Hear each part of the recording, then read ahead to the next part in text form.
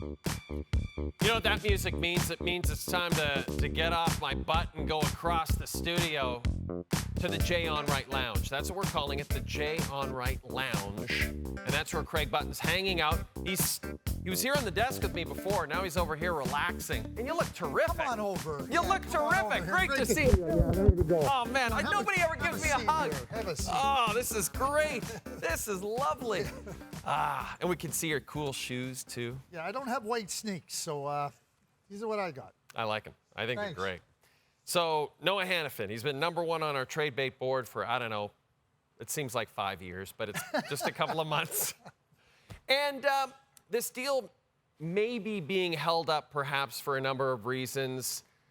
You know, people have talked about maybe an extension could be attached to a trade for Noah Hanifin.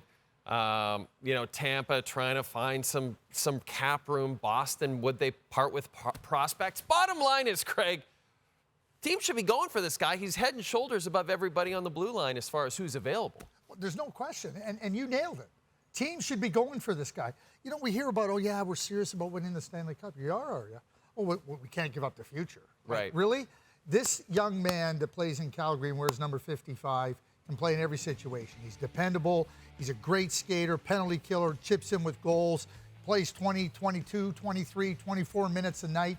And when you can get that type of a defenseman that would materially improve your team if you're serious about competing for the Stanley Cup, what I say to you, what are NHL teams that say they're serious about winning the Stanley Cup doing? Sitting on the sidelines? Oh, you might trade your 2026 first-round draft pick?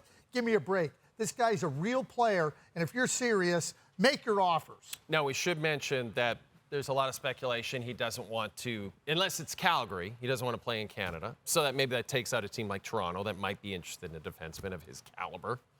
Just pointing that out. Sounds like you're making excuses for some of these managers that I'm not naming by name. That's fair. Okay, That's go ahead. fair. I'm just playing the other side of the coin. Yeah. It sounds to me like you're carrying some water for GMs that talk about winning but maybe aren't as bold. And I'm not picking out names, but there's a lot of them. I get it. Not named Kelly McCrimmon. I'll say this. I'll carry water for Barry Trotz anytime. I love that guy. And he's sort of indicated he's not so interested in trading Juuse Saros. His Predators have won 8 straight, by the way. They're one of the hottest teams in the league. Now, as you know, because you're a director of scouting, the Preds have maybe the best goaltending prospect out there, Yaroslav Askarov, having an incredible season in the AHL. Like, would you not say you're selling high on Saros if you sell now, aren't you? Why wouldn't you do it? I don't think so. No? Number one, they've won 8 in a row. Yeah. And they're in a playoff run. So they're a team that Barry Trotz has made some significant moves in there, trading Johansson, buying out Matt Duchene. And this team is playing really well. And behind Juuse Saros. Yeah. If they were 7 points out of a playoff spot, I'd say, okay, maybe get canvas. You can trade Juuse Saros today, in June, July, August, September, October. He's too good of a goaltender. He's got term left on his contract. Yep. Great contract. There's only so many teams right now that are looking to add a goaltender. And unless you get something that makes you absolutely say yes, you're not trading Juuse Saros. Not at this point in time. I don't care if you have a Askarov. Not at this point in time are you trading Juuse Saros. That would be a real significant statement to your team that has fought hard to get into this playoff spot. But would you, Craig, do it in this summer? Because Askarov is having such a good year in the AHL. It's like he's banging on the door, like he's ready to go. What's wrong with Askarov and Saros being your goaltenders next year? That's incredible. Don't get me wrong, but I don't know. Is Askarov going to get enough minutes? It depends what the offer is, Jay. Right. Fair so enough. You talk about do you know who loved Jay more than he loved me? My father. There's 3 boys in our family, right? Yep. And Barry was the favorite son. He worked with my dad. My dad loved Barry. I always joke about that Barry was my father's favorite son. Still hurts me to say that. Barry's a great guy. Oh, he is. I love him. Yep. I hope for nothing but the best for him. Ottawa Senators open for business. Okay, Vladimir Tarasenko. Didn't start off so well, but he's fit in really well. Second half of the season, he's looked really great with Ottawa.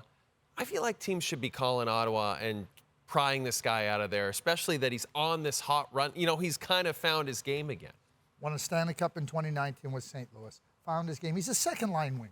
Right. He can skate. He can add scoring.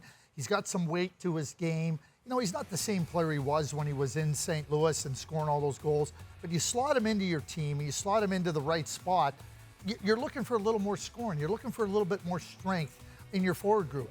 I think the Edmonton Oilers, we hear a lot of talk about them looking for a second-line winger. I think he'd be a great fit there. You know, Jake Gensel, who's the prize of it based on medical reports. But secondary after Jake, I think Vlad would be a really nice fit for a team. And certainly that ability to understand the challenges of going deep in the playoffs, a record of being able to score, and ease some of the pressure off of some of your top scorers. I think Tarasenko would be a really nice fit for any number of teams. And I think, no question about it, the Ottawa Senators are looking to try to recoup something for Vladimir Tarasenko. I think the big changes for Ottawa are coming in the offseason. That's fair. Pending UFA, Tarasenko. Craig, you may not know this, but Craig, you know, it's not all talk. He's out there watching games. He's scouting. That leads us to our popular viewer mail segment. We had someone, Craig, who spotted you in the wild. Okay, let's take a look at this one. It is a tweet from Brent. Hey, Jay, saw Craig yesterday. You got to give him better cameras for his segments. Guy has incredible hair. Camera doesn't do it justice for that immaculate flow. Hope he enjoyed the show in Brantford by the Bulldogs. How about that?